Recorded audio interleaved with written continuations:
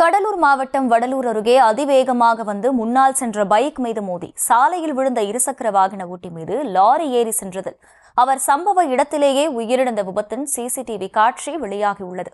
கூடுதல் விவரங்களை செய்தியாளர் மணிகண்டன் வழங்க கேட்கலாம். மணிகண்டன், வணக்கம். எப்போது இந்த விபத்து நிகழ்ந்தது? இது குறித்த முழு விவரம் என்ன? வணக்கம்.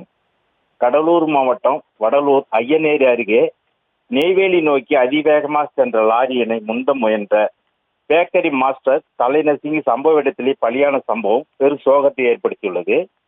வடலூர் அருகே உள்ள ரோட்டு மருவாய் கிராமத்தை சேர்ந்தவர் தேவேந்திரன்.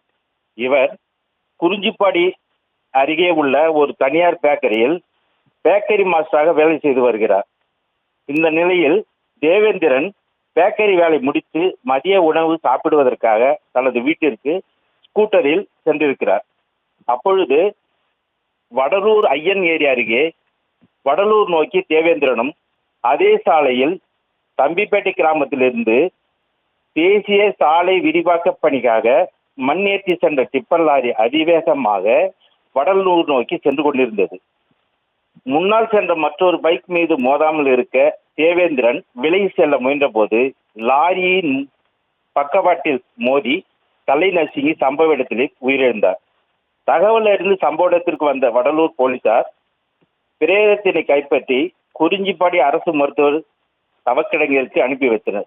மேலும் விபத்தினை ஏற்படுத்திய டிப்பர் லாரியினை போலீசார் மடக்கி பிடித்து வழக்கு பதிவு செய்து விசாரணை மேற்கொண்டு வருகின்றனர்.